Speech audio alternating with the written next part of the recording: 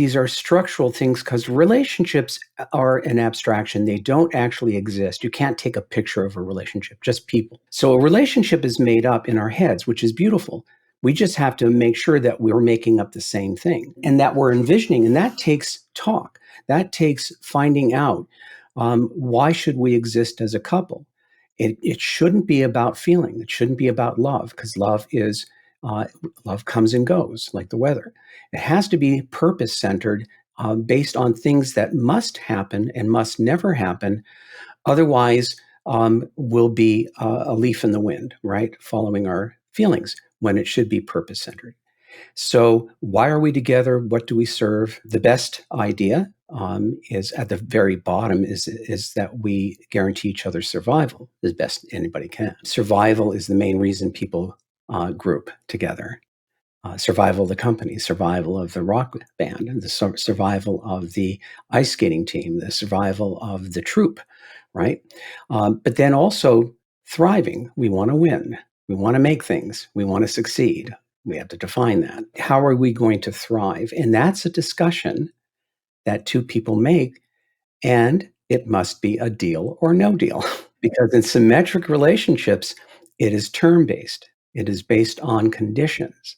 We meet each other's conditions, and now we're good to go. And now we're going to hold each other to them because we share those same interests. If we don't share those same interests, we're going to fight. We're just going to fight.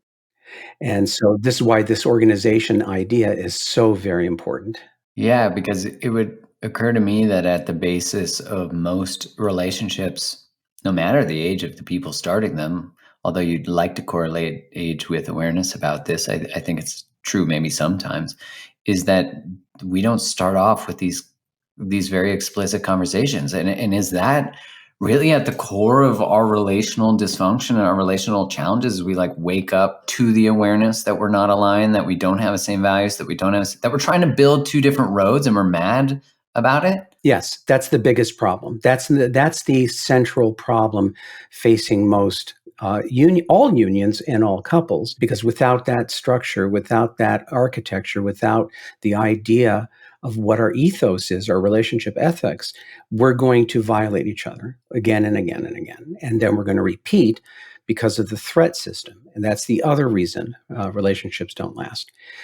If you and I keep accruing threat memory, which is simply a memory of being hurt, misunderstood, and it wasn't repaired, that goes into long-term memory. Now I begin to look for more threat cues, which is easy. And I start to react according to a narrative that I've created that protects my self-interests only. And you're doing the same thing. And now we become adversaries very quickly. So there's a biological threat system that we have to watch out for if we don't repair quickly, if we don't fix things and make amends, fall on our swords immediately. We create a bigger and bigger problem for us that grows exponentially. So that's the second big reason relationships won't last. Those are the two: lack of structure, organization, and agreement, and not being able to deal with each other under stress in a fully collaborative and cooperative way. That's very hard to do. Yeah, I definitely understand that, because in the midst of being upset, of being in conflict, I know that my baseline is to orient to wanting me to be validated and me to be right, and my partner to orient around that. That would be ideal. And then we can get to hers. I'm the same way. Everyone's the same. That's why I say this is a people problem. If I were to bind you and your partner's legs together for a month tightly and not go to jail for it, or be sued, you would learn what I'm talking about. You would have to. You have no choice. You'd have to move together, or you couldn't go to the bathroom. You couldn't eat or drink. You couldn't get anything done. And you would feel pain if you kept pulling against each other. That is this. This is a two-person psychological system of us and we working together collaboratively and cooperatively, making sure that we both win, neither of us ever loses. That is a discipline based on a reality that if we don't work together, we won't make it. If we're not allies, we're adversaries, which is dumb, because, that's like being adversaries in your own foxhole. You're just going, it's Darwinian. You're just not going to make it. So It's a reality check of what we are. We're not lovers, we're partners in crime.